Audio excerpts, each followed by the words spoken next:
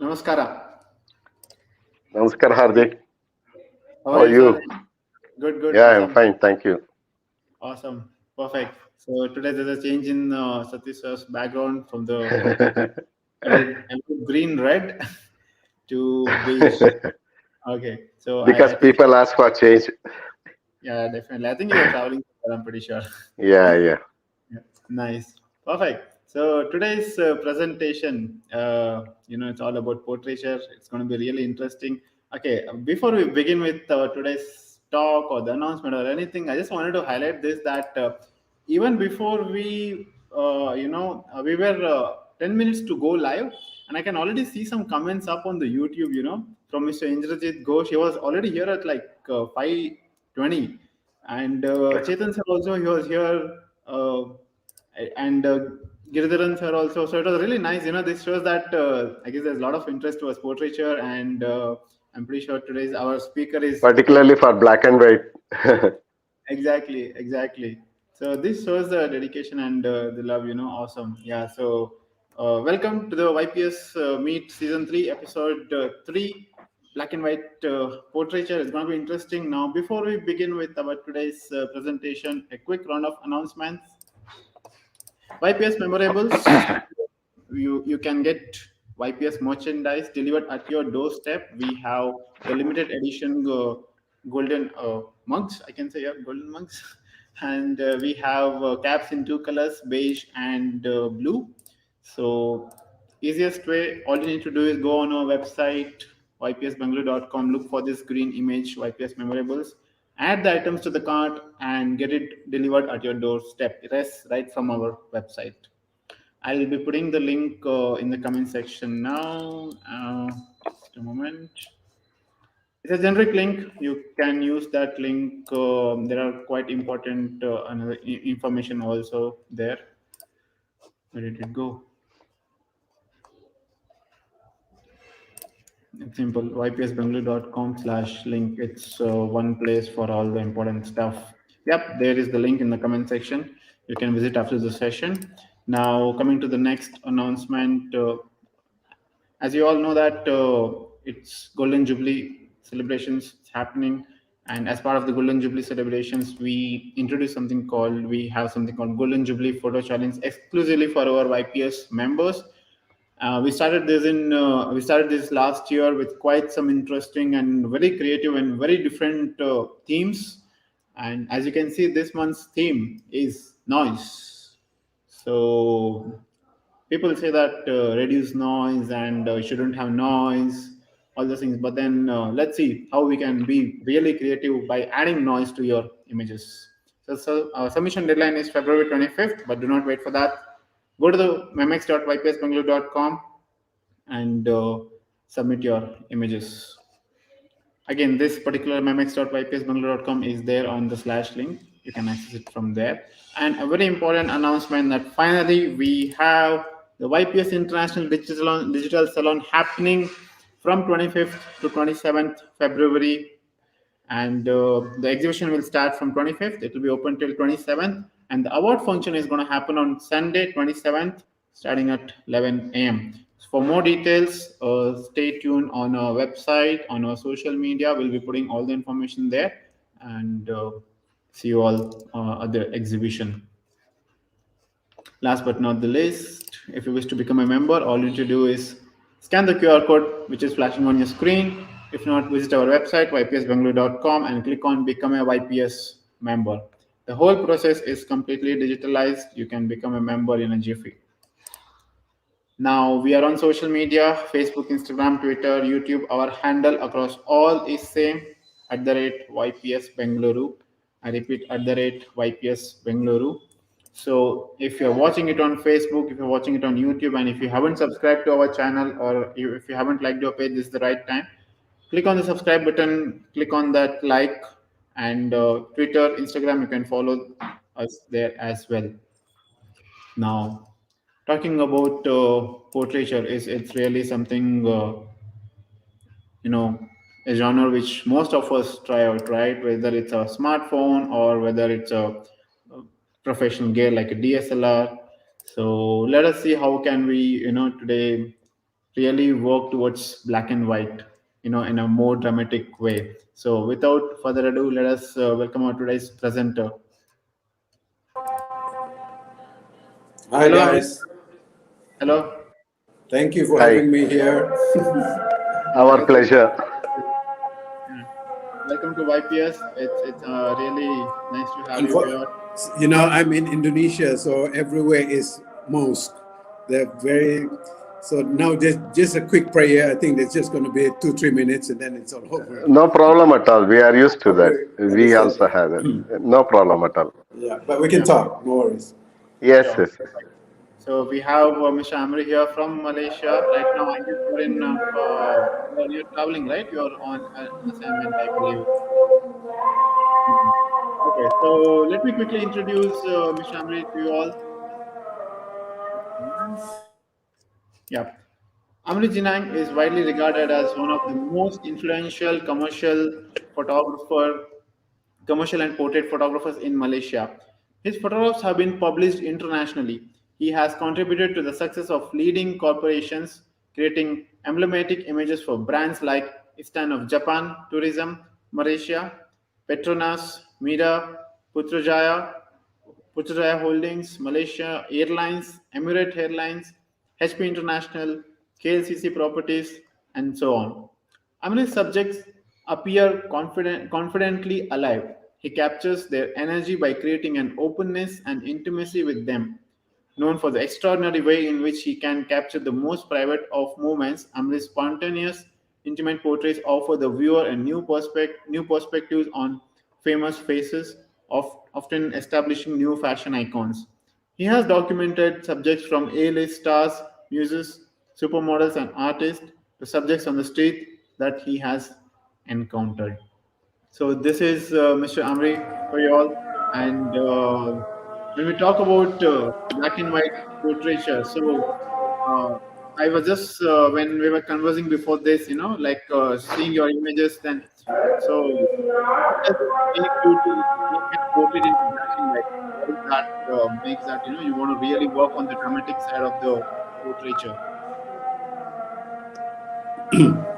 Okay, let me just talk why black and white. Lots of people are asking why Yeah. black and white. Because I started my photography, of course, 30 years ago, so which means I Mhm. was working with film. So when you work with film photography, of course, most of your work would be based on black and white. So that's how my passion become so black and white in photography. Mm. When I started photography, I always wanted to be a painter. Fin- But one of the subject in painting in arts studies was photography. So when they introduced me to the camera and the reproduction technique, and that's it. I thought, why not? I was just so amazed by the technology, and the art of seeing through the camera. And after that, I forgot everything about painting, and I was just traveling with my small camera and capturing pictures in black and white, of course. During that time, I cannot afford a Kodachrome. That time was very expensive when I was a student. Mhm. So I was using cheap black and white film from East Germany or something like that. And sometimes when I get some money, I use Kodak black and white. So my black and white passion is growing years after years. And so that's why until now, it's always black and white for me. So, yeah, it's always been black and white. I think I do.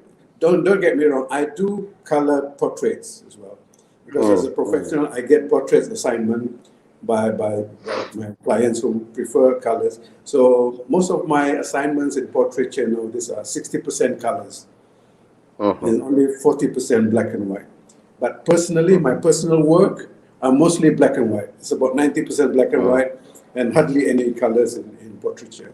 Yeah. So Okay. yeah, that's it. That's why. Right. So, Mr. Amri, before you start the program, I would like to welcome you to our Youth Photographic Society, which is about 50-year-old club. And this year is a 50th year, and it's a Golden Jubilee celebration we are Fantastic. doing. And this is, yeah. So, in fact, just to give you a little bit highlights about our club, so that you will also know that where you are giving the presentation, and you will also come to know a little bit about our photography club. And now, Youth Photographic Society is India's #1 photography club, and we have organized 39 All India photography exhibitions so far, and 12 international photography exhibitions. In fact, world over, people they wait for our international exhibition to happen, because this is one of the most sought after international salon among the many top-notch photography clubs in the world. And YPS, so far, every exhibition we bring out catalogs, and every exhibition we exhibit the pictures in the big exhibition hall, which you may not see nowadays in many of the clubs. They just take entries, give awards, or give acceptance and send back their entries. But ours is completed only when you bring out a catalog containing the photographs of the accepted entries, as well as give away the awards to the entrants, and exhibit their pictures in the exhibition hall. Then only it is totally completed. And the Photographic Society of America, Federation of International Art Photography from Luxembourg, and like that, many of the international recognized bodies, they give recognition to organize our international exhibitions. And this time, two, three photography world bodies, they have given free of cost their recognition fees, as well as they have sent some of their medals to be given as awards to the entrants. So you know what kind of standard we maintain in the world arena of photography. And coming to our photographic club, we have more than 800 photography members from all over India, from different walks of life, and 98% of them are hobbies, and they do love to take wildlife and landscape photography. Apart from that, they also do uh, product and portrait photography, and very hardly about uh, very few people they do black and white photography at home. Otherwise, they love to do black and white photography in digital, and many of them have produced extraordinary work in black and white photography also. And hence, I consider today's program is very, very special for our members. And on this Golden Jubilee celebration, we from Youth Photographic Society, commonly known as YPS, is very fortunate to have such masters like you from Malaysia, particularly, and many of the people from different parts of the world that have come and given their presentation. But the speciality of you is that both what we like is black and white as well as the portrait, that you are specialized, and you're such a master that you share your knowledge so profoundly with all the members and onlookers that we love it very much. In fact, I attended one of your webinars recently, and I just liked, and the same day I decided that your works should be seen by all our members. And thanks to you and for accepting our invitation, and welcome to this one of the most prestigious photographic club in India, Youth Photographic Society. A hearty welcome to you, Mr. Amri Thank you. Ginang. My pleasure, sir. Please So can we continue, sir. start? Yes, please. So it's a pleasure. Thank you very much. And Hardik, thank you very much for being so patient with me today and yesterday. And Hardik helped me a lot technically. It's amazing how it works. Absolutely, yeah, And yeah. yeah, very much. And you know, it's nothing like sharing. When as you get older as a photographer, I I I, I tend to enjoy more sharing and just be keeping my work quiet to myself. So I think sharing is learning. I learn a lot more by sharing than going to learn something else somewhere. So if I share with 10 people, I learn 10, maybe 10 different techniques, new techniques. So it's always a pleasure with sharing. So let me just start with my presentation, yeah? So let's see. So today we're gonna I'm gonna talk about my black and white portraits. I also do landscape or fine art portraits. I do a lot of fine art work these days, which includes mostly portraits, but I also do landscape, still life, and even human interest, all in black and white, so not only portraits. But today we're just going to talk about my portraits. Yeah. So let's see there. So I studied fine art in St. Martin in London in 1982, and I wanted to be a painter when I went to, after my O and A levels in Malaysia. Of course, my father wanted me to be a lawyer in England, but after 6 months in London, I just decided to study art, because I think that's the passion I always have since I was in primary school. So I studied fine art, and unfortunately, when I came to St. Martin, there was no photography courses or degree.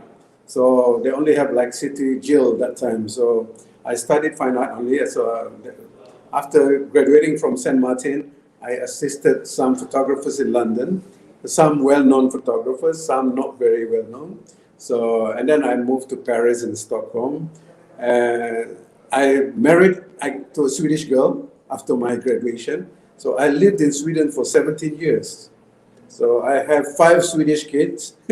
My eldest is 35, 36 now. So I work as an in-house advertising photographer in Sweden. So meaning I was paid for being a full-time photographer, working 8 to 6, just taking photographs. And I was doing fashion catalogs, so which means I was shooting fashion all day. So I was working. Any of your kids are interested in photography? Unfortunately, only one. I tried to make them. They're all interested in photography, but only one is willing to do photography as their work. Because when they were kids, I left them a lot. I was traveling everywhere, so I don't know if that's the reason, but they tell me it's not. But I only have one. My eldest son is the only person who's doing photography now. He's based in KL. He's taking care of my studio in Kuala Lumpur. We're doing mostly commercial photography, advertising photography. So he's taking over all my clients.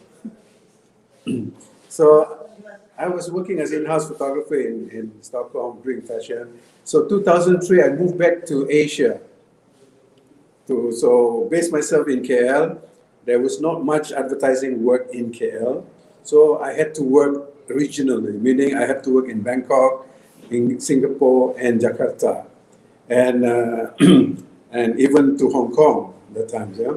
So I set up a studio in KL. And today I'm working like 60% commercial and 40% fine art. Fine art meaning my own collections of work where I sell and exhibit and sell to galleries and all that. So let me just give you a brief so you guys know. I was born in Malaysia. Yeah, this is Malaysia, this is Singapore for you guys who doesn't know. And I was born in this little town called Sempurna. It's in the East Malaysia, it's on Borneo. So I was born here. It was a British colony at that time. So it was under the British colony. So we studied O levels and A levels. I think it's the same thing like in India. So where I am now, I am actually in Indonesia. It's near Surabaya, which is about 1 hour flight from Jakarta.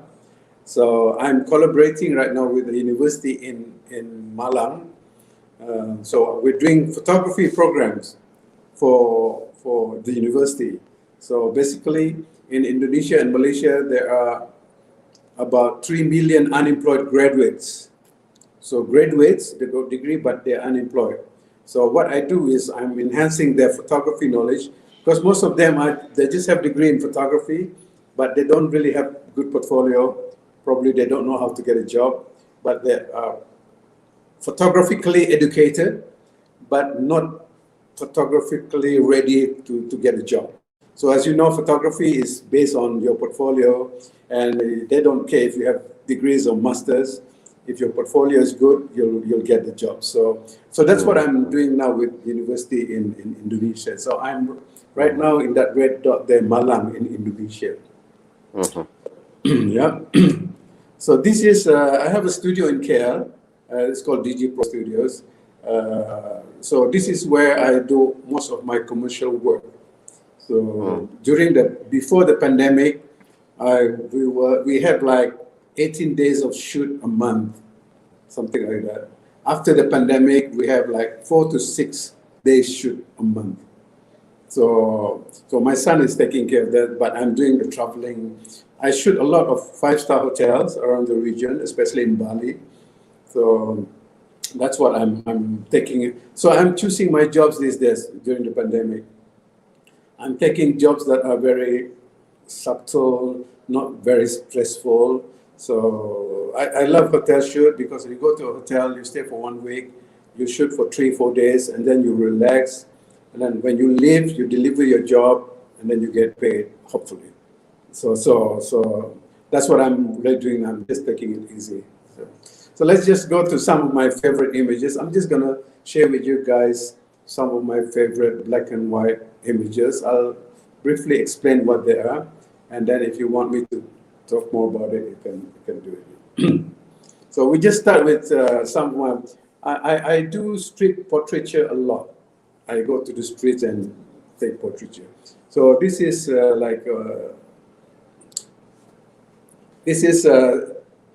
one of the guys that I met in the street. This shot was taken like 2 months ago, still during the pandemic.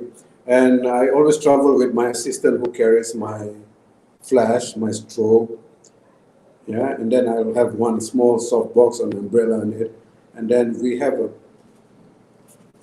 dark gray background always with us, just walking around. That's the best way to capture people on the street, I think.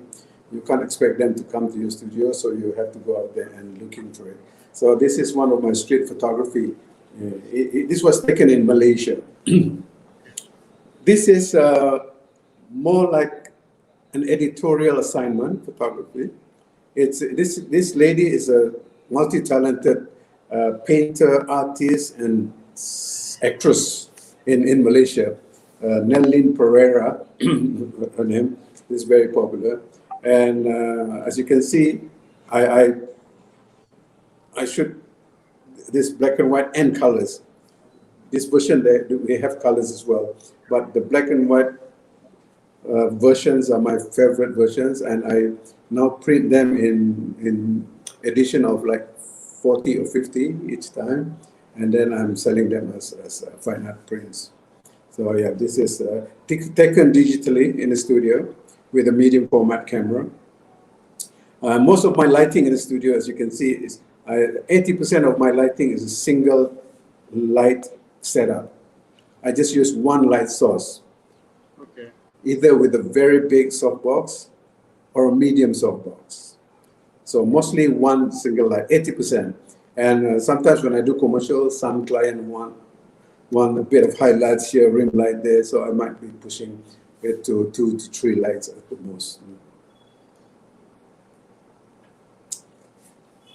This is another portraiture and editorial as well for a magazine in Malaysia and Singapore, based in Singapore, fashion magazine.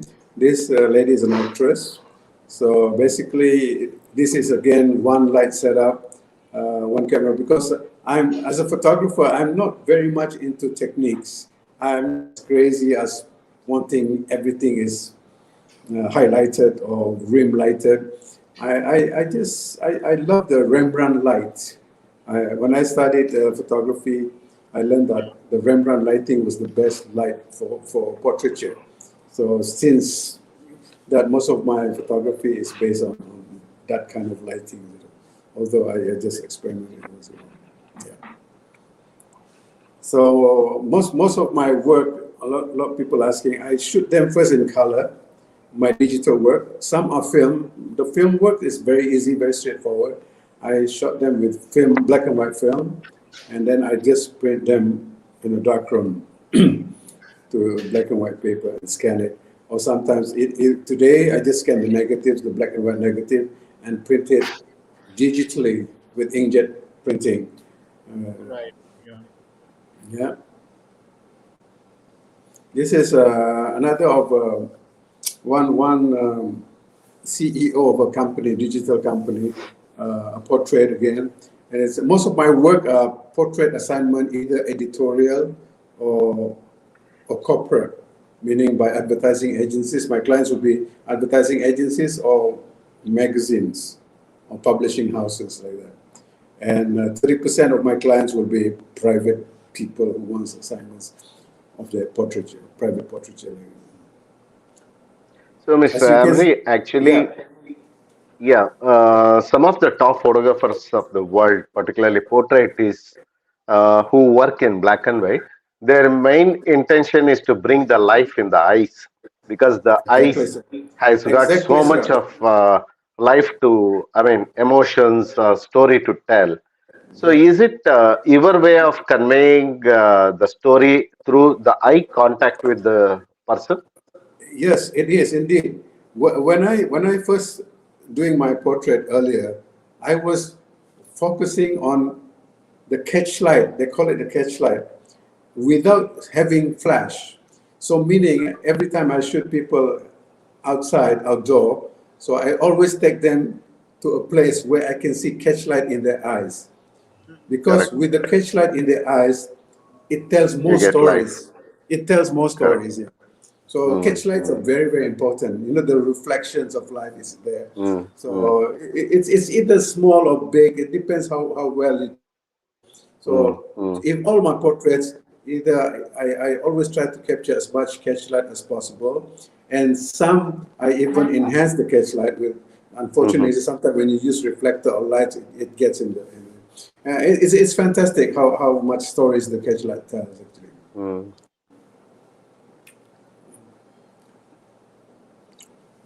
This is another example of the catch light. So I used to be a catch light freak, they call it, when I was younger. So Mm, most of my I get to shoot a lot of good advertisement for cosmetic products because of the mhm, catch light I'm working with. So I'm not a fan of beauty retouching and all this, but as a commercial photographer, I have to live with it because that's where I make my money. So basically, when I shoot beauty, I shoot for brands like Lancome, all the makeup artists, yeah, and MAC, they call it, and then the Makeup Factory, all this beauty. And when I shoot for them, it's basically just 30–40% is my photography. The rest is all digital retouchers work. So I have a retoucher who's working in my studio for full time, just mhm, retouching my cosmetic shoot. mhm. So I do lots of cosmetic shoot, but Nice. I'm not a fan of it. I'm not a big fan of it. I'm more into portraiture with minimal lighting and yeah, with a lot of catch light like this. Yeah. So this is a picture of one person here to the left who is an actor, and the guy on the right is a graphic designer. So I know them both personally, so I just did a portrait of them. And this is another example of working out in the street, natural light, no lights at all. Meaning I don't use artificial lights. I always take them to an angle where catch light is seen in their eyes. So if I meet a person in the street, I don't just shoot them. I make sure the catch lights are in their eyes before I actually shoot them. So it's a combination of catch light and choosing the background. So it's a bit of hard work because sometimes you don't get it. They just give you 5 minutes. Maybe somebody interested in the street, they're not going to stay with you for half an hour if you don't pay them. So yeah, but sometimes I love street photography. This nowadays Mhm. in Indonesia, I have a project with some of the students here. We're trying to capture 10 faces a day of Oh, total oh, strangers in black and white. And every shot, the one that's going to tell the story is their eyes. So Yes. if you look into the eyes, so what we do, this is it's quite interesting project. We get people on the street like this, and we'll interview them. We let them speak because the project is called "Everybody is a Hero." So meaning every person that we shoot is actually a hero in their own story. True, true. So Absolutely. so with that story, we play it back behind the print during the exhibition. So if you look at the print, you can actually hear their voice talking about themselves. So this is this is a advertising assignment, but I was given a free hand to light it and to post it. So this is one of our our known dancer and yoga teacher, and this is one of the young architect in Malaysia. So you can see her creation is in the background. It's a 5-star resort in West Malaysia. So I was doing a portrait of her. Instead of shooting her in the lobby of her project or something, I shot her way far away from her project, but you can see her project in the background because I just wanted to be more dramatic with her. So basically, I just shot her black and white with a bit of LED light on her face just to balance the sky in the background. It looks like you love more of low-key images. I do. I tend to. I don't like bright images. Yeah. I don't. I do bright images with my commercial work, but personally, I like things when it's really dark, black. I love the grayscale. The mood and the tones of that. Exactly. I love the tones. That's why now I'm really into prints. So there's nothing like prints. So whenever I shoot, I judge all my work on the prints, not on my laptop, not on my camera. Correct. Once it's printed, you can easily judge how good your print is. So I recommend everybody to do that. So I always tend to print my work like they call it what, A3, A2 here, and that's the best way to judge your print, where you can see the tones are falling apart, and putting together. So yeah, I love the grayscale. I love the zone system, and you can really appreciate black and white photography when you are in front of it, as a hard copy. Yeah. Yeah, I think I hope all members and viewers are listening to Mr. Amri's golden words. In fact, this is the mantra of a photographer, a true art photographer, who has to make a print and then judge his pictures. Exactly, sir. On laptop or PC, you cannot. You can never judge your images. No. Laptop. I just use laptop as a reference, a place where I could just refer to my prints. It looks amazing sometimes, but fortunately, the prints are as amazing as the monitor. It used to be a few 10 years, 10, 15 years ago, the monitors are doing amazing work, but compared to the prints, and when you come, the prints is nothing like the monitor. It is very unfair. So I'm so glad now the print, it has to be as good as the monitor. Yes. So I always, I prefer looking at it as a hard copy. So I always loved my tone, the black tone, the black, the dark, the brightness, the white. So I always try to emphasize the shadows, The shadow details is not for everything, A lot of people are too crazy about shadow. Sometimes black is good, but it depends on what message you want to convey.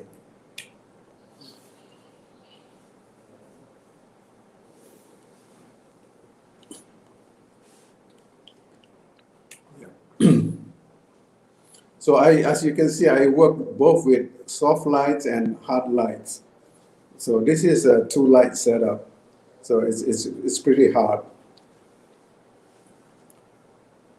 So I'm always playing around with my lights. It depends on what kind of expression I want to give. This lighting depends on the posture, the face cut of the model, as well as the dress. Exactly, sir. Exactly. It's basically when I do assignment work, basically my client decide how the look's going to be. So it's basically just work and make the money and go away from it. But when I do my personal work, it's always what I want to express. So this is a collaboration with me and this actress. So basically, I did not, we did not want her, I didn't want her to shoot her as a beautiful person. So we wanted to achieve something expressive out of her next movie. So that's how we came up with this kind of lighting and that kind of mood.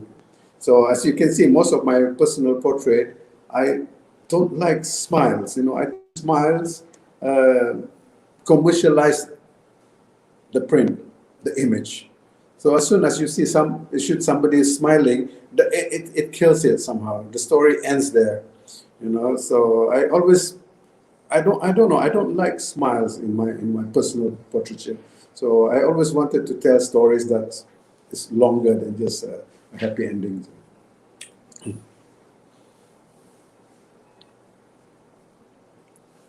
This is a commercial shoot for a couple of beauty pageant thing in Malaysia. They wanted me to shoot, but I always, you see the poses. They're hardly smiling ladies in my prints, or smiling men. So unless it's a personal portrait, so I always try to express it that way, more not serious, but just not too happy. Something. Yeah, I also shoot a lot of VVIP's portraits, and most of my VVIP portraits, they prefer commercialized work, meaning colors, full of colors, and smile. But this is one of my few clients that let me do the work on mine. This is a Sultan of Johor in Malaysia, Johor Sultan. He asked me to do as I wanted, so I did a black and white series with him. So we did color for his official prints, but we did a lot of black and white portrait with him. I spent 2 days shooting him in 46 different costumes. So he even have a costume from the Maharaja of India with a big sword and all this. It's amazing stuff. I can't show you, unfortunately, because I have this contract with him. But this one I can show. It's really brilliant. It's nothing like shooting a portrait of a person who understands photography or who understands your vision, and who have a vision himself. So which is amazing. That's why it's really, I love portraiture. So this is a series I did in Indonesia and Philippines. So basically, there's a tribe in Indonesia and Philippines. They call it the Sea Gypsies. And usually they're very poor because they live just off the coast of the country. So I did a series of them, portrait of these people. So this is one grandmother who lives alone in the house, and I travel with no lights, so I'm just using that window light to shoot her. So, but I always carry my reflector, of course, to light up what's in the shadow, what's hidden in the shadow. So as you can see, it's always the catch light and not the flat light, the Rembrandt lighting that I enjoy so much. This is just a simple portrait of a musician. Again, one light in front and another light just to back up the light background. And as you can see, my favorite background is usually the background that I paint myself. I paint my own background. That's nice.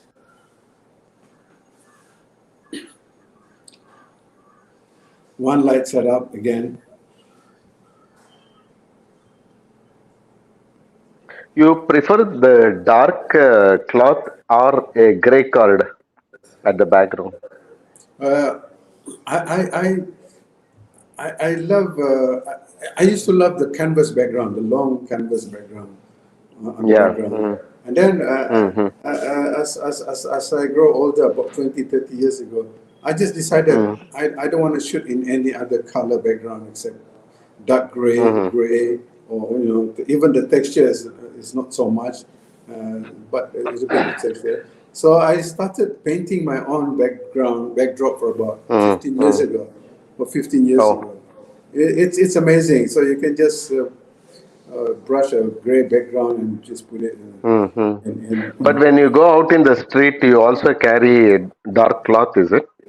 Cloth or the No. cardboard? When I go on the street, what I do is I don't do cloth because cloth doesn't look so nice. I Mm-hmm. usually carry, Crumpled up. Mm-hmm. yeah, crumble up. I get my assistant to carry 1 meter by 1.5 meter cardboard, dark Mm-hmm. gray, dark gray, Mm-hmm. and both sides. It's amazing. Okay. It's just enough to Mm-hmm. cover the shoulder and the head, Mm. and yeah, and I always play Okay. with that one. Sometimes it's even a bit grayish, and then just a matter of putting it how Mm-hmm. close you want it to be. This is one of the background that I have that I painted myself.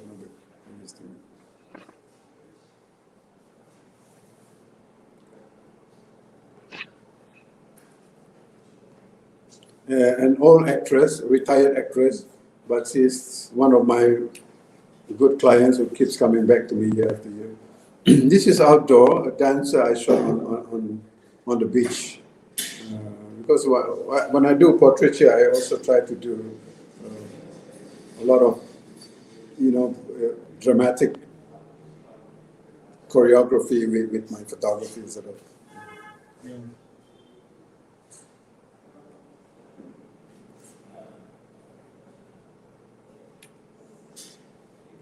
This is my granddaughter, who's my favorite model because I shoot her almost every other month when I'm home, when I see her, and they grow so fast, So yeah, it's amazing how much you can shoot your family. Yeah, I think that's my advice for all portrait photographers. I'm doing a book now, about 160 pages of books. All of them are my family members. It's amazing. They don't have to be beautiful, but they still look amazing in a photograph. I think when you take pictures of anybody, it becomes beautiful. They need not have to be beautiful. You make them more beautiful. Yeah, thank you, sir. But another thing is, beauty. I don't like decorative pictures. This is one thing that I've always tried to talk to my younger students. The younger people nowadays, they're taking pictures that get lots of likes in Facebook and Instagram. So they have to be colorful, beautiful, or even sexy without any meaning. So I'm starting a campaign now with my young people. So I call it keeping it real. So meaning they must tell a story of a person. So when they take a picture of a person, unless that person is really a narcissistic person, then okay. But not everybody is narcissistic. So keeping it real is another good project for the young people to shoot. Reality is not beautiful. It's not fun. It's not funky. So, but it can be so storytelling. So,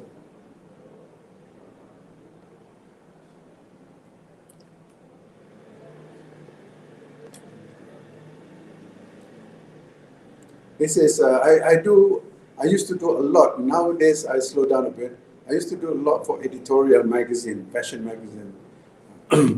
uh, for few fashion magazines are still doing it with me now, but I tend to slow it down because. But when I do fashion photography now, I prefer to do it my way, because when you work editorially, you always work with an editor who have their ideas. So basically, you just become a photographer.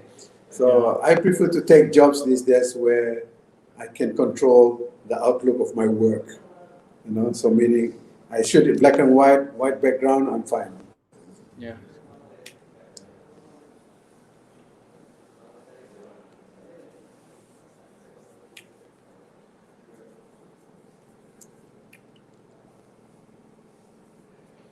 So as you can see, most of my work, it's always the dramatization in portraiture. When I was younger, as a fashion photographer, I was not an explosive photographer. I was very passive. I was very, I was very shy. So when I was in my 30s, working as an in-house fashion photographer, I was working with a choreographer. So basically, I will tell the choreographer how I want the model to look like. So the choreographer is the one who shouts to the model, do this, do that, So as a photographer, I know some photographers, especially in fashion, they are lucky enough to be both flexible, and friendly and open up. But I was not one of them. I was very quiet. I was very shy. So I had a choreographer working with me very closely. So he's the one who shouted for me how the models have to be. So jump here, jump left, look, smile, look happy. So I learned a lot from that person, that choreographer. So, but when you work with fashion and people, you have to communicate. So you have to have people like this person to communicate. So that's why most fashion photographer, if you're a fashion photographer young, you are more a communicator than a photographer is.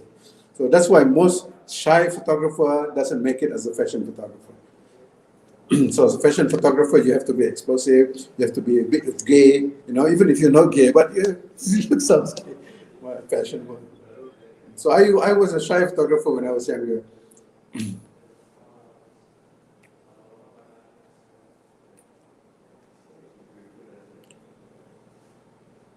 Yeah, this is a series I did during a campaign for some.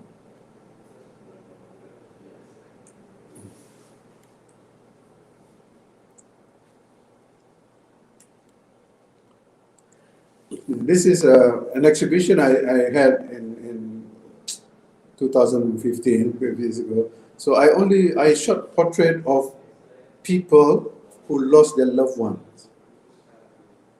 So I only shoot people who lost their loved ones within a month. So the feeling is still there. So I managed to put together like 50 people, individuals, some friends, some are not friends, some I don't know.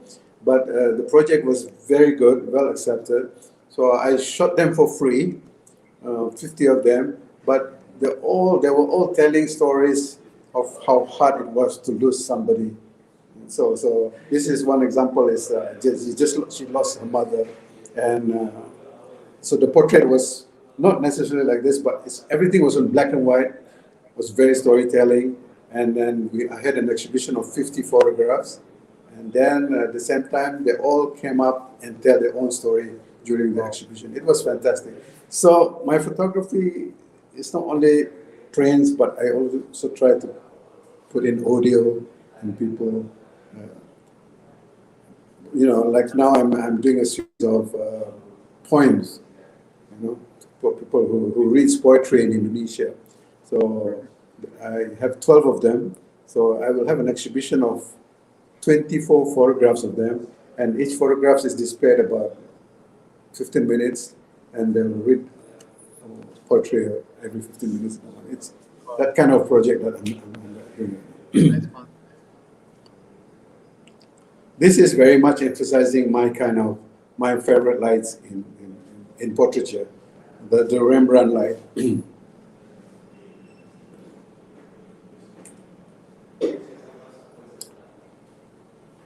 Available daylight, window light, a lot of catch light, especially in the classes like that.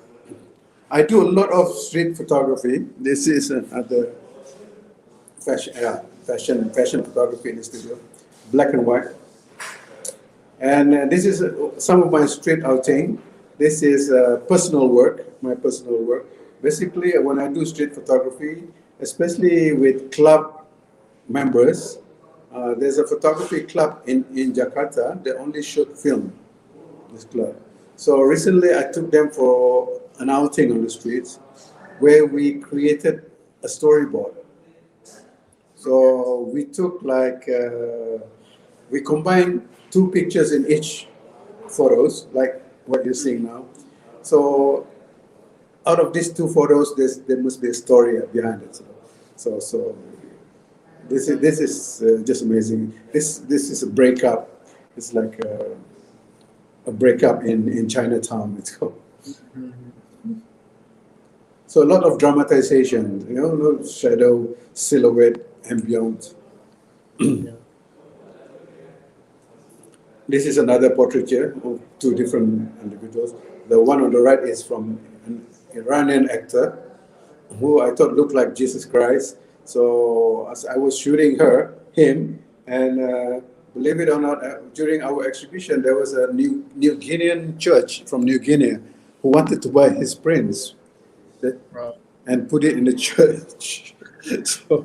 so because they thought he looked like Jesus Christ. Because that's just a crazy thing that happened to me during exhibition. So these two shots are I shoot with a few different cameras, and sometimes I shoot medium format in the studio, and it tends to be very crispy. But I'm not so influenced by the crispiness of a picture, sharpness. I'm not very technical. You know, for me, the medium format and the grains and the noise, like you said, it's all a feel. What you know, the feel that to the pictures. So some pictures, some noise express certain things, you know, and crispiness express certain things. So it's not the technical bit. It's how you want to express it. This is from the Street series again, the story on the streets.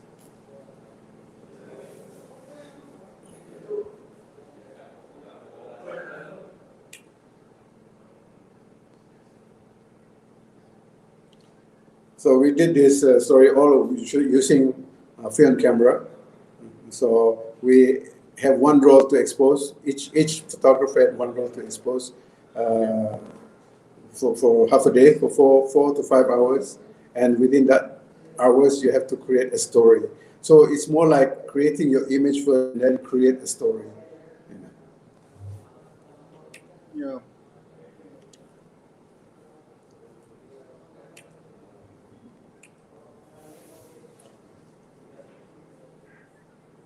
The previous picture, what you showed, that portrait on the right hand side, is it a print? And if it is a print, what is the size of that? Yeah, Which one? this one This one? on the right hand side. Yeah, right This hand one. side face. Yeah, is it a print or? Which one? The close-up, the face, or half body? Yeah, the close up, close up. The close-up is a print. So what is the size of It's the print? It's 40, more than 40 16 by by 50. 20. No, 40 by 50 cm. Oh, ho, ho. Okay.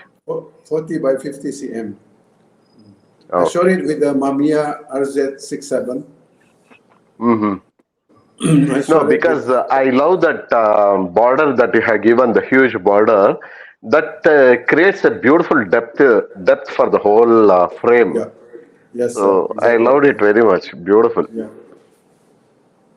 I've been, you know, since I was, most of my digital works nowadays are influenced by my film work, by my film Yeah, yeah, references. yeah. So Correct. whenever I do digital, whenever I edit, I always prefer to put a white border around it so as to feel how white is my print and how black is my blacks. Absolutely. So Yeah, it it's gives a always that kind of beautiful feel. contrast. Yeah, Yeah, yeah. exactly. This is a series I did for the islanders, like the one that I told you from in Indonesia and the Philippines. There is a tribe of people called the Sea Gypsies. They live by the sea.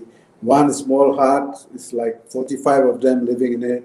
And so I was lucky enough, assigned by UNICEF, Asia, United Nations. So just to shoot the, the status of the children around the islands. It's amazing. So I was moving around with my assistant, with my lights, and just shooting portraits of each of them.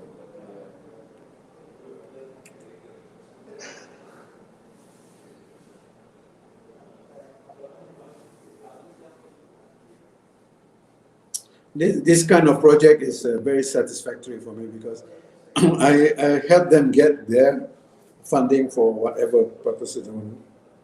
And then at the same time, I educate people around Malaysia and Indonesia and the Philippines of the real status of these tribes.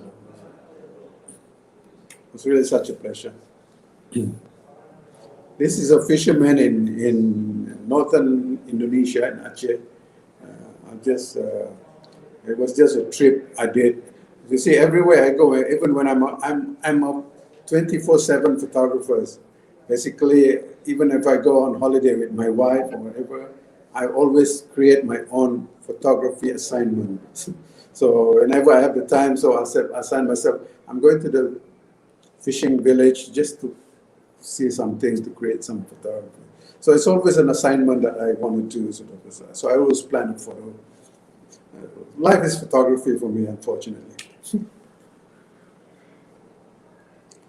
This is a series I did with a film camera. It's in Chinatown in Malaysia, which they're going to demolish soon. So before they demolished it, I was recording all the red light district activities in Malaysia. So if you notice that it's like two photos in one picture, then there's two images.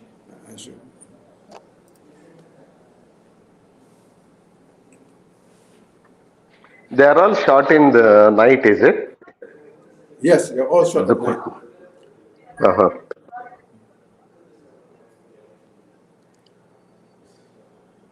So what I did is I have a 6.7 camera, 6.7 Pentax, which I handheld. I love to handheld it. So I would go around shooting medium format, 1:20 film, pushing it to 1,600 ISO at night, and then just print it like 8x10, which then it's amazing. If you look at it closely, of course, there's a lot of grains in it, but then that's what grains are for. It dramatizes the pictures. Yeah.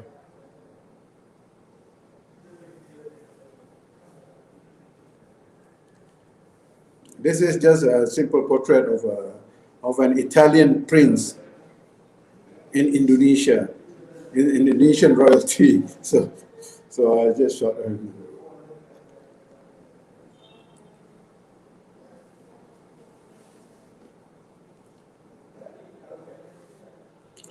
Mask maker in Malaysia. Oops, there's one color pictures here. So you see, even my color pictures, I just wanted to share with you grains. So these pictures was like, because you were mentioning about noise, some. So these pictures was purposely pushed to like ISO 3200 because I wanted the noise. The noise makes it feel like a Polaroid print. So I purposely pushed it to 3200 and shot it with an LED light. It's creating noise. You know, a lot of people are saying, why do you need noise? Because I'm an analog photographer in the beginning. I know how Polaroid looks like. So that was the purpose of this one.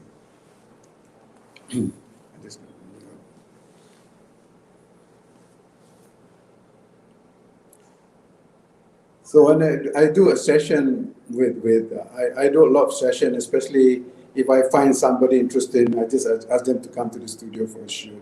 I just usually spend 1 hour with them in the studio or wherever, and just ask them to be as crazy as they can be. You know, just it's more like dramatic portrait for me. It's more like to dramatize themselves. And at the end, I did a series with this guy. He was like a pirate of the Caribbean, Jack Sparrow of Malaysia or something. Yeah.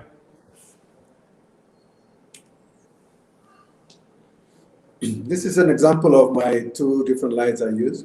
One is a soft box, very soft, just to more cosmetic work.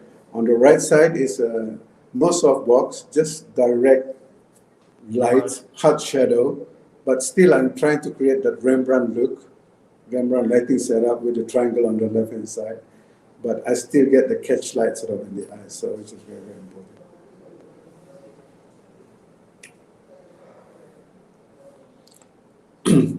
A documentary portrait of a man who's a clam digger. So basically, this man every morning would go in the mud, pushing his heavy boat, very, very heavy boat. It's a wooden, heavy wooden boat.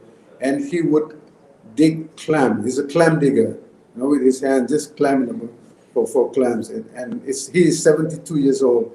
And it's amazing. His life is amazing. So I'd love to follow portraiture, do portraiture like this.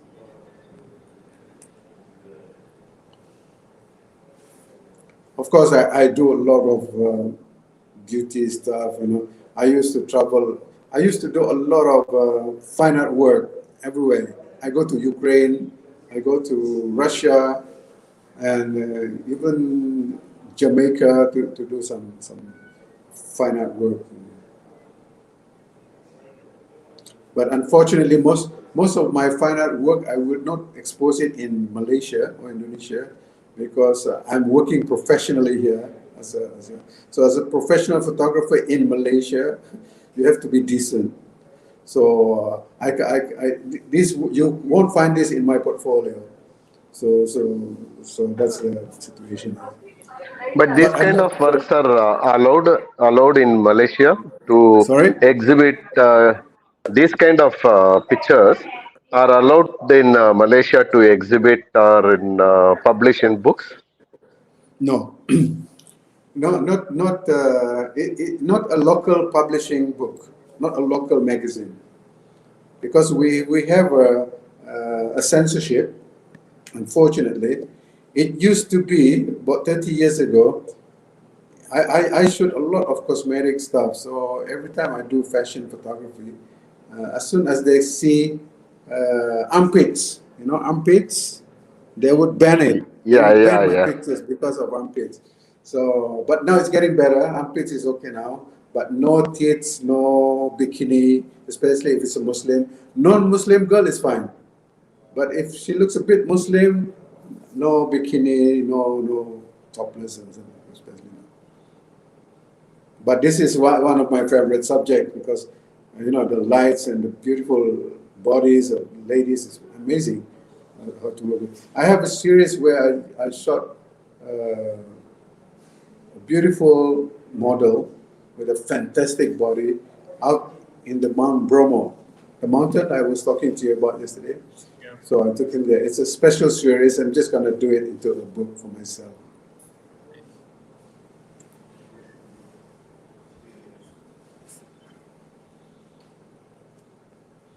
Yeah, black and white series. I love to do figurative work like this. I do lots of figurative work, both with male and female, and it's not even sexy sometimes. It's more like a physical education illustration, but it's art. It's artistic.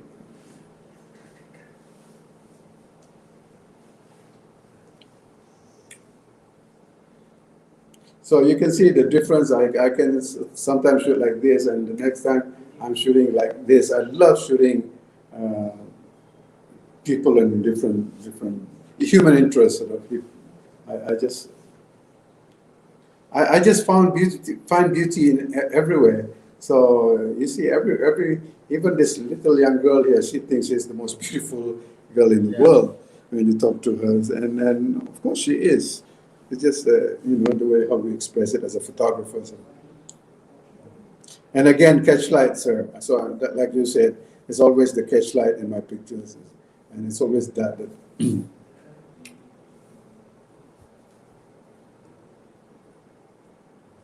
This is a young up-and-coming actress. I do work with a lot of actors because I find it interesting because they can dramatize their feelings in front of the camera, So then at the same time, it's more than just taking a photo of somebody. and a top African model actually now working in Paris. She stopped by. I shot her in Singapore for a magazine. It's just amazing. As you can see, it's all one light setup, one light photography. So it's always the shadow and the highlight.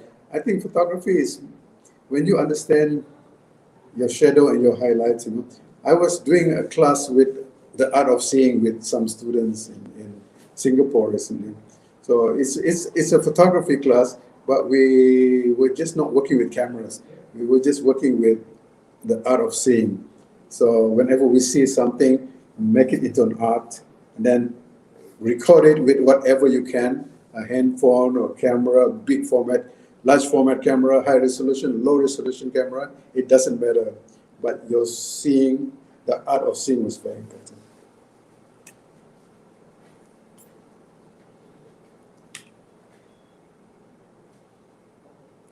This is a lady from UAE, again, another one. It's beautiful. It's amazing.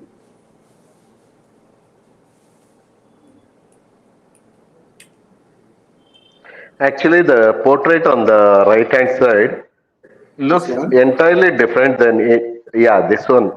So the right hand side lady sitting posture and the lighting, it looks entirely different from the whole lot. So what was the special arrangement for this picture? this lady, she wanted to emphasize her face because she is a mix Arab and Sudanese. Arab and Okay, Sudanese. okay. Yes, so Mm-hmm. living in UAE with the family. So when she came to me for photography, I shot the entire family actually. So I thought she has both Sudanese and and Arabic feature in her face. So yeah, that was the idea. That's why I still use one light, but I wanted to portray that profile of her, and then Yeah, yeah, it's yeah, absolutely different from yeah, most yeah, of the portrait shoots, in yeah. fact. So it was just not facing you, you know, going to the profile is just amazing.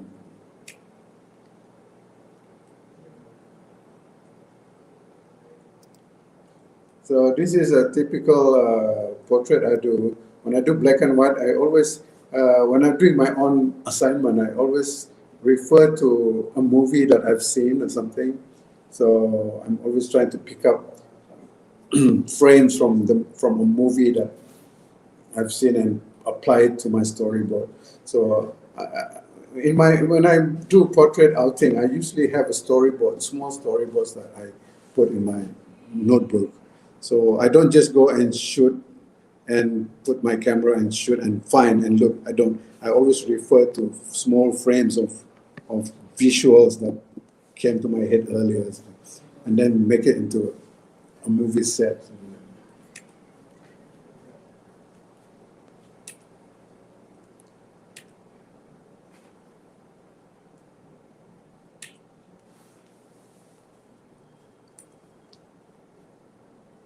This is a. I was shooting for Pantene, the brand Pantene, for Myanmar. So this agency, advertising agency, called me because I don't really do cosmetic work anymore. 20 years, 15, 20 years ago, I was a lot doing cosmetic. But they asked me to do, so I said, why don't we do something different, you know? Instead of doing it in color, let's do it in black and white. But Myanmar being Myanmar, so of course they shot my work in black and in color.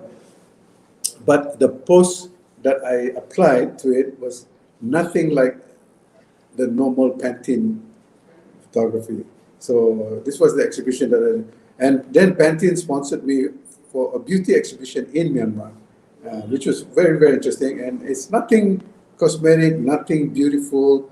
It's only expressive, but it's an expression by beautiful people, beautiful girls like this one, you know, nice hair, nice skin. So it works.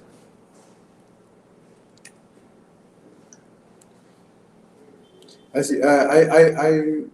in my commercial assignments, I work a lot with professional models, they call them. So some of them tend to be my friends, and I do a lot of personal work with them. So yeah, shooting models is not the same. Sometimes you get a really true meaning in shooting models, but I still prefer shooting the real people, you know. And sometimes I went to a village recently. I found one fantastic lady, girl who looks like a supermodel, but she's just a villager. But yeah, things like I prefer that rather than the commercial one.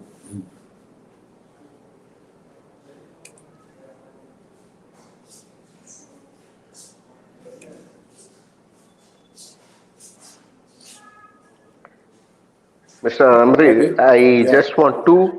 Yeah. I just want to ask you one very delicate question. In fact, Sure. most of the portrait photographers, they give importance for the eye contact and the catch light, and equally important is the placement of hands. Okay, the placement of hands, it not only tells the story, but also it emphasizes the portraiture. Exactly. So in your portraitures, the hand positions are entirely different. They are not the same compared to the previous picture or the much earlier picture, things like that. So each picture has got a hand position in different places. Yeah. So most of the amateur photographers who are into portrait photography, they either ask the model whether it's a male or female model or the old or the young model, just to hold it just below the cheek, look here and pose like that. But yours is entirely different and still it glorifies the portraiture. How is it, how Yeah. do you select the particular hand position? Okay. Let me tell you. When I was a studio photographer, fashion photographer, and most of the stylists that I work with, they always try to emphasize beauty, Mm-hmm. beauty in their Mm. own way, Yeah, meaning it's more yeah. glamorous and artistic, and as always, so it's always about posing, and posing, being sexy, being looking beautiful. But they don't realize by not posing, by not smiling or being sexy, people can still look beautiful. So that's why as I got older, I hate poses. Like people posing for photographs. As soon as you take camera, they start Mm, mm, twisting their body or put their hand under their cheek. And mm, uh, mm. and another thing, it's like it's so meaningless. I mean, why would you put Yeah, your yeah. hand under your cheek? Very monotonous. It becomes Exactly. monotonous. So there must be a true meaning with hands. So that's why, like this picture on the left here, the hands is just a portrayal of two things. Number one is just want to cover her face in a beautiful way. At the same time, she's showing her rings, her big ring, and she's not smiling at it, and she's like at a different thing. So another thing, I that's why I don't like decorative poses or pictures. So I always try to avoid decorative pictures and poses. And to me, all those with hands, and it's always trying to be decorative in poses. So a lot of young models are taught to do that. In fashion show, in a commercial shoot, yes, they still do that. But I think as a photographer, we can choose what we want to shoot. So as I got older, about let's say 15 years ago, I stopped. I just totally hate these artificial poses. I even have a series of fashion shoot with no poses at all. Mm-hmm. They just stand there, Mm-hmm. just like nothing, just like waiting for a bus and In fact, nothing. you And showed it's one still beautiful. Yeah, and it's still portraiture of the beautiful. king. Yeah, You showed one portraiture of the king. There is yeah, no pose at no, all. It's a straight shot. Still, yeah, it looks very yeah. masculine and beautiful. Yeah, I like that. I most of my personal portrait on people now, I just ask them to stand still as they are, because that will tell more story about themselves than if they start doing some stupid thing like putting their hands under the cheek or something. This is the same actress that I was telling you about. I'm working with lights here just to emphasize the faces.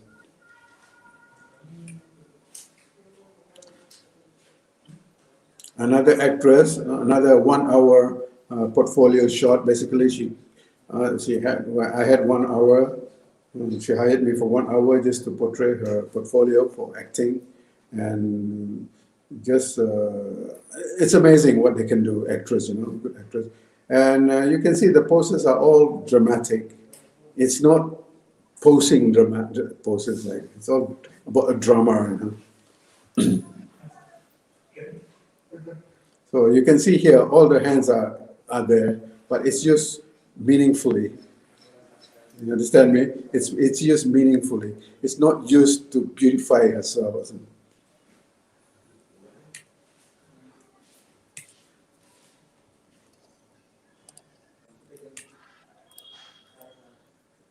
This is a series I do in Asia. I'm shooting about 70 comedians around in Thailand, Singapore, Malaysia, and Indonesia. Comedians, only comedians. I shot portrait of them. It's a series of comedians. So I think the ASEAN Arts Council was doing a book on this comedian portraiture. So I was so lucky. I love it. I love working with them because they can just express themselves so nice.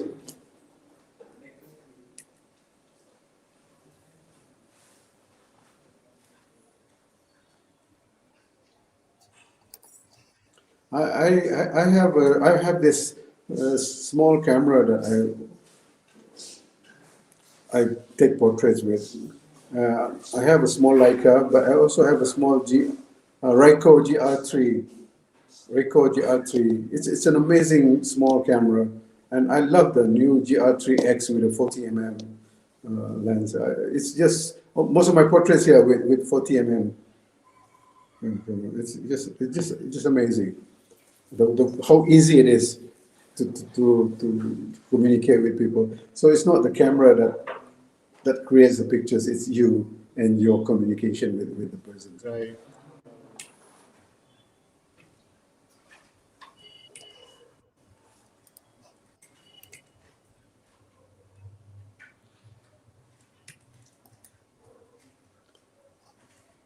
This is a series I did with a projected backdrop. So the background you can see here are all projection on a white wall. So it's brilliant to work with black and white, because these are all projection. I just use a projector, project it on the wall, and then I shoot them in front of it. It's beautiful. You can really express yourself, and the lights are all LED lights. So meaning I'm working with continuous light. I expose it at ISO 800. ISO 800 these days is fantastic. And this series I printed on piezography. It's an inkjet printer, only doing black and white prints. And I printed it about 30 by 30 cm. It's beautiful. This is the thing. I did a series of widows in Malaysia. Widows. There's a lot of there's a community, a small town in Malaysia called the Widows Town. Mostly Chinese. When their husband died, children would leave the mother to this little town, and sometimes they are forgotten forever. So I did a series with them for the ministry, and I just like this lady here, her only friends was this little dog who was guarding her. So I did a portrait of her. Nice. Same thing, the same series again.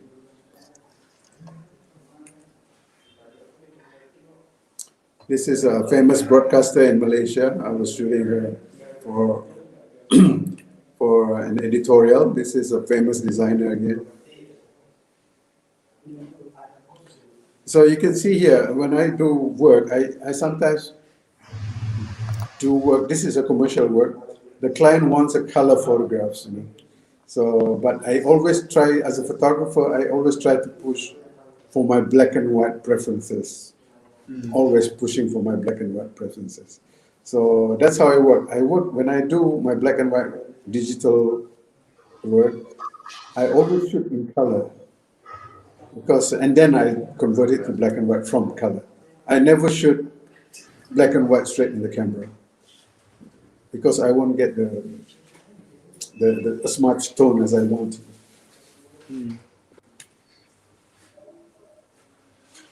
This is one of the famous traditional dancer, very iconic in Malaysia. Rusman Rahman is his name. And so I did a serious portrait of all these people in black and white. I enjoyed it. You can see here on the left here, I used one light. And just to enhance a bit of the rim light on the right hand side, I just put a bit of rim light. It's a different feel altogether. 100-year-old drummer in Java. Wow. Very jovial guy. So I love going around to the villages and find this kind of subject to shoot. So this is what I do in my free time these days. Whenever I'm free, I always try to find people to photograph. So it's always about people who look special, who have special characters, who are talented, you know. So you can always find it everywhere. They may not be famous, but they're still very popular, very talented. And so I shot it. This is some of my VIP assignments. I get assignments for portraiture from UAE quite a lot, from Qatar quite a lot, even from, I just had one from Jordan. So basically I'm shooting the royal family. This is from UAE, one of the Maktoum family. So basically I go there for 2 weeks, just shooting 48 of them. It's crazy. So, but they appreciate black and white prints. This is one of the Mercedes-Benz collector in Indonesia. This guy is amazing. He lives in Sumatra. Nobody knows about Sumatra, but this guy has 50 Mercedes-Benz in his collections, and 2 of them is a Mercedes-Benz used by Hitler. Oh, okay. Wow. So yeah. So when you know when there was an editorial sent me to meet him, and he was like very difficult to photograph. So he's been photographed before, but it's always been like commercial photography. So for me to break the ice, you know, I was more questioning him about his hobby rather than his look. So I shot his assistant first, trying to clean the car, and then I shot. So I have a beautiful, nice 6 pages of portraiture with him.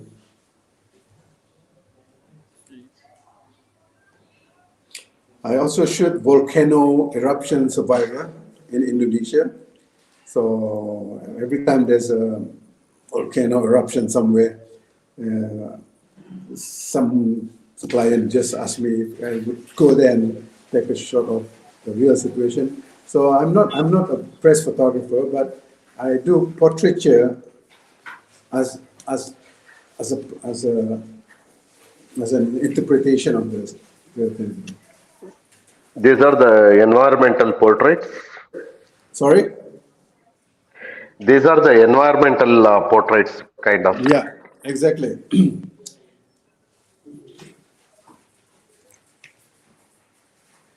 Just like this one, it's more like street portraiture, but this is a series of thing in Indonesia. They have a lot of steel workers, metal workers in Indonesia still going on. So I did a series of shooting about 50, 60 of them working on that.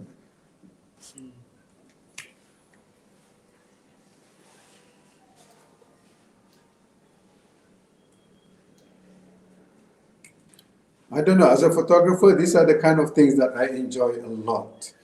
because I don't only find stories in these people, I also find nice images.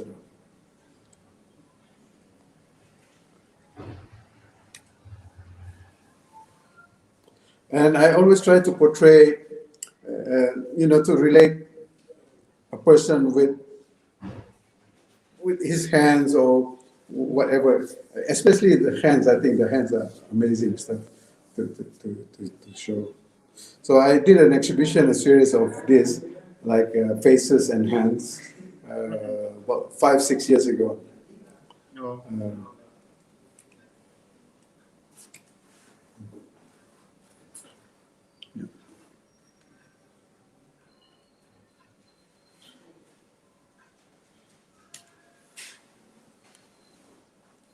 Mostly commercial work, and this is more portrait assignments by VIP. They call it VIP. So these people are basically coming to their house and stay for 1 day, 2 days, just taking portraits of themselves and the family. So I do that a lot right now. I do portrait assignments.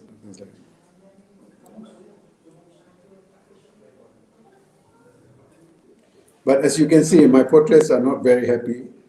They hardly smile. But I think the smile somehow kills the story. I don't know.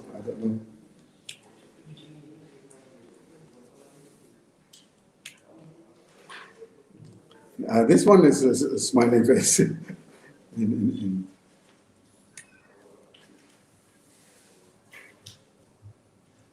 As you can see, my tones are very, very consistent, because whenever I work with my black and white, I always have this set of tones in my head.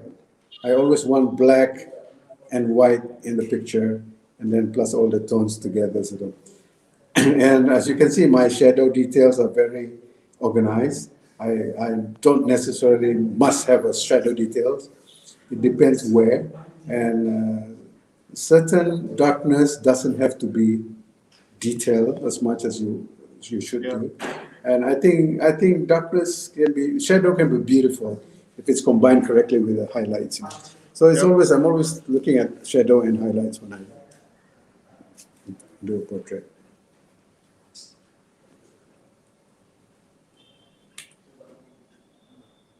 This is my son, who is into photography. So he's taking care of my studio now in KL. The rest of my children are not into photography. They like photography.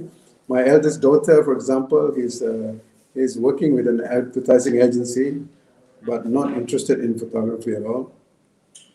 Not interested in camera, likes photography, but not interested in camera.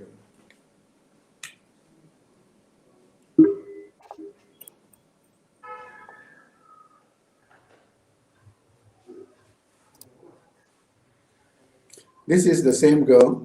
One is shot with a small compact camera, very small, with a 16 megapixel camera, and one is shot with a medium format with a 60 megapixel camera. It delivers the same thing for me. The resolution may be different, but I think it's delivers the same thing.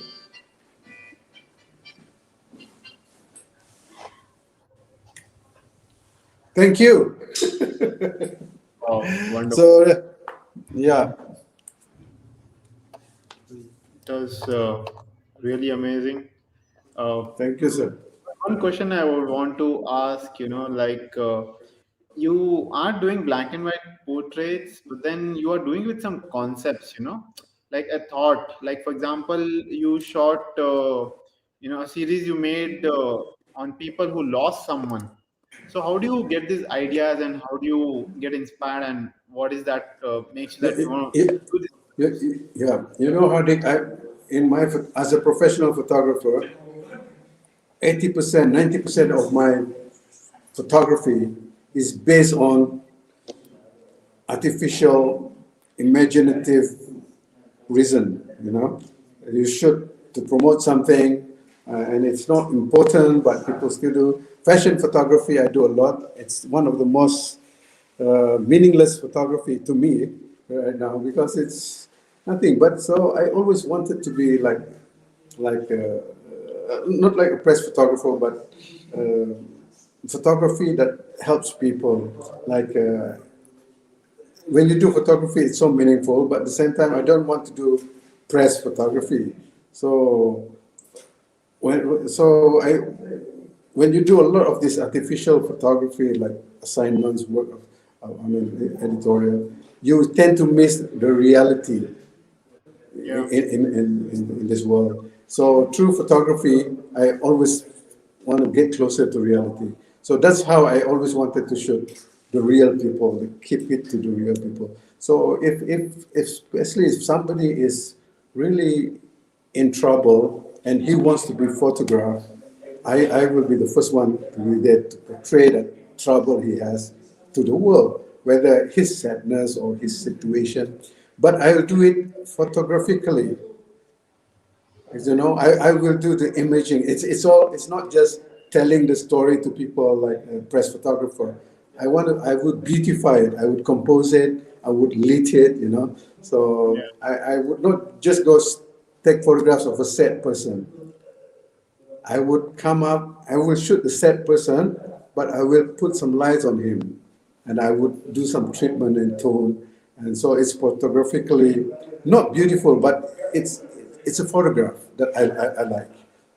So you know what I mean, yeah? So I just don't want to go there to capture the disaster, but I would love to capture it in a way that I can make it photographically interesting or artistic. Yeah, that's really wonderful, because Yeah. I guess So, it's a good balance also that, you're doing commercial photography where you're going away from the reality and just to keep yourself sane and, you do this kind of work. So I yeah. guess it kind of balances out, like, and in terms of life, right? And Yeah, it's yeah. really amazing Because that, when I work as a commercial photographer, especially uh, when you get very successful, you get a lot of work. You tend to forget a lot of things. You just want yeah, to be busy and your photograph to be beautiful. And there come a time when I think it's not so pretty anyway. You know, most of my works are created by somebody else's. So I always wanted to create my own work, meaning I always wanted to find reality. I think when you have reality in a photograph, it tells more story. yeah, It touches more people. a lot of So depth. that's why I like. If I shoot a sad person without the catchlight, it won't be the same as if I shoot him with the catchlight. You understand what I mean? Yeah. So Yeah, so this is photography for me. For me, photography is it's a way to interpret something more artistically, sort of, with my kind of art. Sort of. Not just present you with a sad face, but with a dramatic face. Yeah. So so most of my projects these days are based on reality. So there's one song in Indonesia called Bengaluru Solo. So I was looking for sponsors, so I got a sponsor to sponsor me to shoot the creator of this song. This song was created about 200 years ago. So, so the descendants of the song creator is still around. They're still playing these songs. It's a traditional keroncong song in Indonesia. So I'm doing this series, and it's so meaningful. It's so meaningful for me to portray them and their work, and rather than portraying something to sell fashion or photography, whatever. So that's what I'm really doing now. That's why I'm very much into reality, sort of, as a photographer. So I'll keep it real and I'll keep it as simple as possible. So that's my motive these days. yeah. I guess it's what you mentioned. There has to be some meaning in what you do. I mean, Yeah, that you're right. fulfills. You know, yeah, and Especially with photography, it's amazing what you can do with a camera. It's not just taking beautiful pictures. You can really portray a lot. A lot of people tend to get lost into it because everybody wants to create this decorated, beautiful photographs that everybody like. So I always try to tell my friends, stop a bit, try to create photographs that people don't really like, but people really learn, you know, appreciate or learn something. So sometimes it's not beautiful, but it's really meaningful. When it's meaningful, people will look at it longer. Yep. Yeah, yeah. I think that's the most important. It touches somebody, and you know, especially with that catch light, the contrast, the tone, and especially if the subject is real, it's amazing. So I mean, we can take photographs, we can do lighting, we can. It's only the subject that we cannot create. So that's why finding the subject, the real subject, is so important to these days. So yeah, as a photographer, it's we're blessed, especially True. these days with Very digital powerful. cameras. Yeah, unlimited. You can take photographs as much as you want.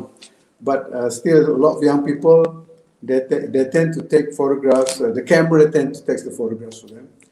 They don't Yeah. really, so it's all about planning True. and True. and interpretation. Yeah, you're right. So I'll Nice. keep it real and simple.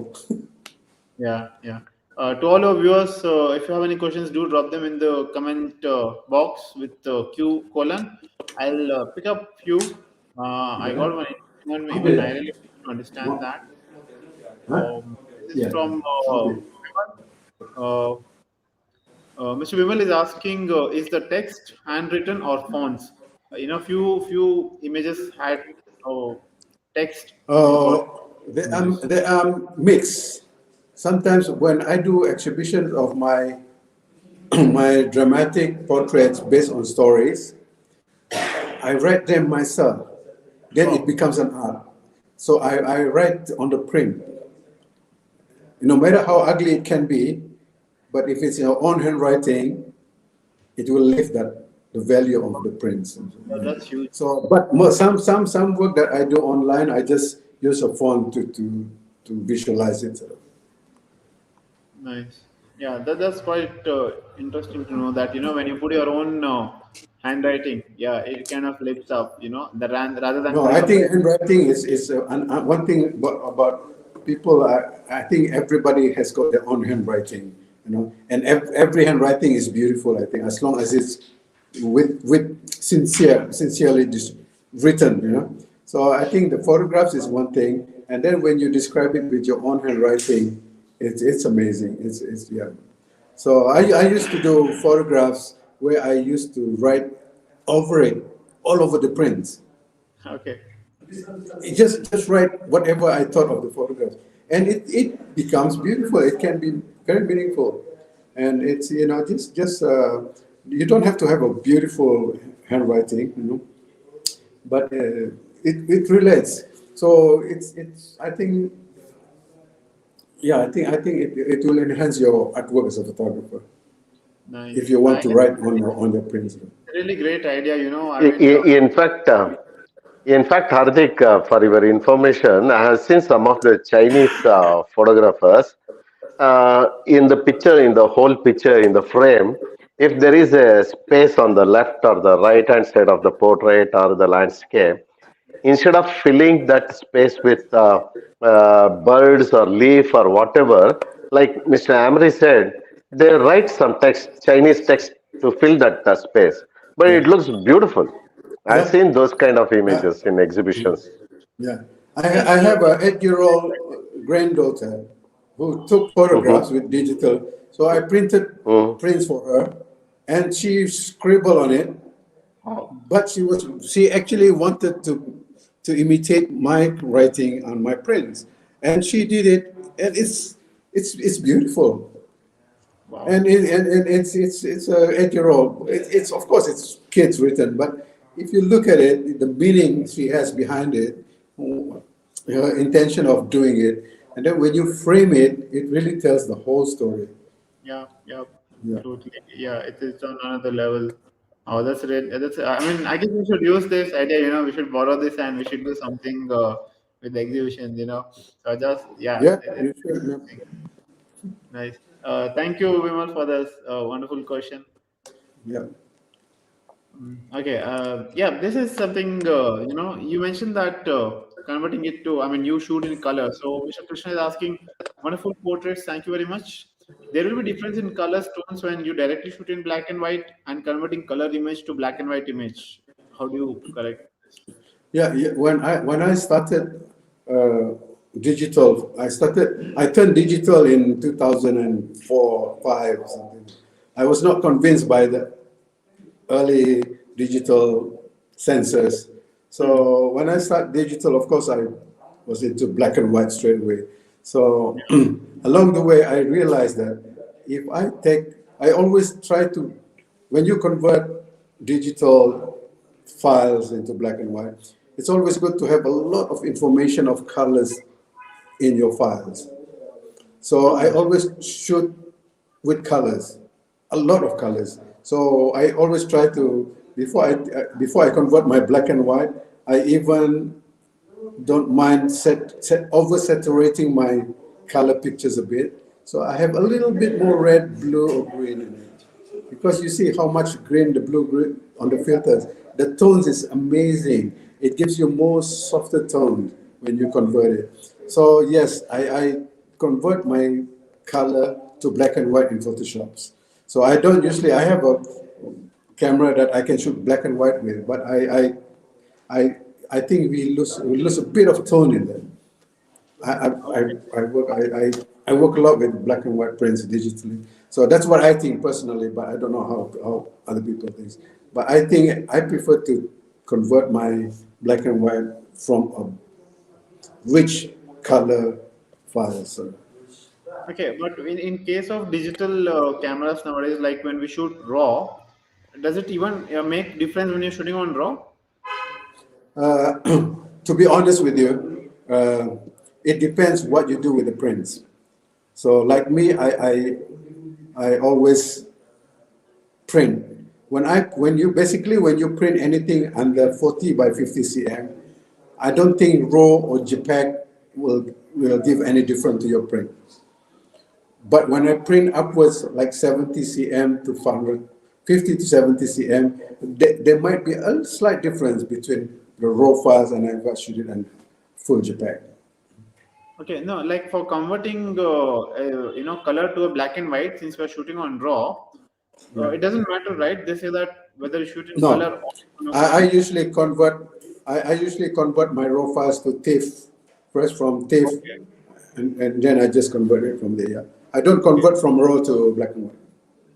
Okay. So first move to TIFF and then you start working on the black and Yeah, white. yeah. Okay. No, So actually, in my experience, when we shoot raw pictures in the color, I also shoot color only. From the color, I convert it into black and white. The advantage is that each color can be controlled. If you when you convert into black and white, each color can be controlled and bring it to the perfect tones that you like in black and white. So if you take black and white directly in raw, this cannot be done because there will be only white, black, and little bit gradations of gray. I would prefer, like Mr. Amri said, shoot in color, fine with the raw, but have better control while processing because each channel, each colors can be controlled individually. exactly because if you're a film photographer, especially shooting black and white, in the old days when I was shooting black and white on film, if I want the sky to be more dramatic, I would put an orange filter or something, or some colors of green. Remember, we have orange, green filter, blue filter. So it's the same process now they're turning into color. But it's just that unfortunately, digitally, the filtration in the conversion is not as good because when you overdo it, it becomes, you corrupt the pixels. So it's very limited. But that's the good way to do it, is to should convert your black and white from rich color files. Okay, but when we set the settings on the camera to say monochrome, it actually just gives us a thumbnail of of monochrome, right? It does not affect the raw file in actual. Like the raw file No. is whether you shoot color or monochrome, so Yeah, it it doesn't still be make a color. difference. Yeah, no, the raw file will always keep the color information in it. Yeah, but it Yeah, depends so what you transfer. But some people they take the black and white files what the camera automatically transfer to black and white. You know, when you Yeah, shoot black and white, yeah. with So a definitely, camera, they become monochrome. You cannot go back. But then since you shoot on raw, I guess it doesn't matter like whether we are in color or monochrome because of the yeah, digital raw files. yeah. So that's why, as a digital photographer, I think it's very important to have a system. So I have this system that if I shoot black and white, I will forget about my color files. Once I Hmm. convert it, I won't even see my color files. Yeah. Yeah, because some of that's what happens with a lot of people who cannot decide what to do with colors in black and white because they have these choices. Oh, I can still do color and I can still do black and white.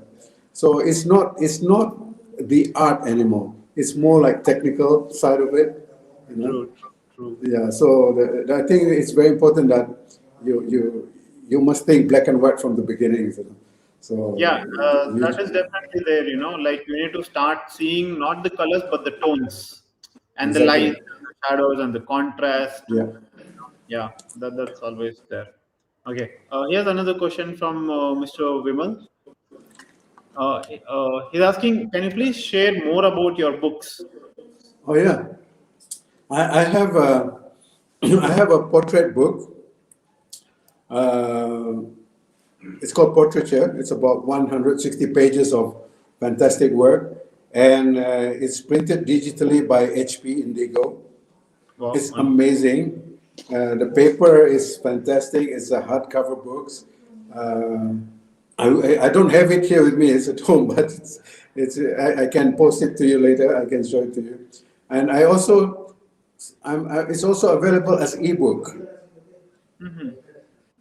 As okay. ebook. So you can get it. I'm selling it to my students very cheap, about $10 or something, for as ebooks. 160 pages of my portraits, my work, together with the captions and the full description of the shot, the shoot, the camera details, and then I also include tutorial, lighting and editing tutorial in the books. Mhm. Yeah. That's I can send you some link later. yeah. Is the link available on your website? If anyone wants to Yes, buy yes, it's available on my Facebook actually. Facebook, okay. Yeah, Let me try accessing it.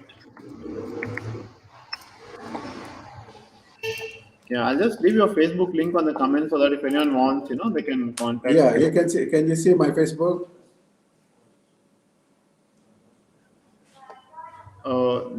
No, I guess. Though, however, I have left a profile link on the comment so that Yeah, people can, connect with you. Also, he is on Mr. Amri is on Instagram. You can DM him there. yeah, yeah, yeah. You can do. No problem. Yeah. So, yep, that was wonderful. I guess we'll come to end of session, and it was really nice. It was a different presentation, a different talk because it was not just that you had so you work with concepts and the way you work. It was something really inspiring. I can say that's the word. It's really inspiring the work what you're doing there. So amazing. I'm gonna keep this particular presentation when I'm Yeah, I think that's the way to do it with photography these days. Try to keep the young generation to be more focused and real, and then you exactly. go away from yeah. Yeah. That's really really important. Yeah. Thank you so much, Amit sir, for My the wonderful pleasure. presentation. My pleasure, And sir. Thank you so much, Mr. Amri. It was a Mr. fantastic Amri. session we had. Hope we can meet soon, Very anytime nice. soon. Yeah, we'll meet. You have to Hoping for come that. here to Indonesia, to Bromo, and I'll go there and see you guys there. Please, yeah, please do come. Yeah. Meanwhile, stay safe, and we Thank hope you. for the best soon. And I'll follow your club. What's happening there? You know. yeah, Yeah, so I'm just posting your website too here on the comments so that people can have a look. Thank you, Yep, sir. put in the comments. Yeah, and here is his IG. Yeah. So That's it for today's YPS Meet live. Very wonderful session. Thank you so much, Amri sir, for coming to YPS and sharing your knowledge and your work. It was really Thank inspiring. you. Yeah, Thank you, and sir. yeah, and before we close our Thank you today's, so much. We are so happy. yeah, truly. Thank you, Satish. I'll take a You're welcome. portrait of you, Hardik. Oh yeah, I'm waiting for that. Thank you, This will sir. be so See you amazing. soon. Stay Thank you safe. so much. Yeah, Thank you. Thank stay you. safe too. So before we close our session, a quick round of announcement. So YPS memorables, you can get YPS merchandise, the limited edition YPS mug, the caps in two colors, beige and blue. So grab yours right from our website ypsbengaluru.com and look for this particular image YPS memorables. Add the items to the cart and do a checkout. It will be delivered at your doorstep right from our website ypsbengaluru.com. And this month's theme for the Golden Jubilee Photo Challenge exclusively for YPS members is noise. And I guess with today's session, we understood that, yep, add grains to your images and see how, you can beautify them. So it was nice. Let's see what kind of images we get, what creative images we get. And yep, YPS International Digital Salon 2021. The photography exhibition is happening from 25th to 27th February, and the award function for the same will be held on 27th February, Sunday at 11 a.m. More details will be there on the website, on our salon website, and as well as on our YPS website and our social media. So, last but not the least, if you wish to become a member, visit our website or scan the QR code here. And do follow us on Instagram, Facebook, Twitter, and YouTube. Our handle across all is same at the rate of YPS Bengaluru. So that's it for today. Thank you so much, Amir sir. It was really wonderful. And to all our viewers, stay safe and see you all soon in the next episode. Thank you. Thank you, sir.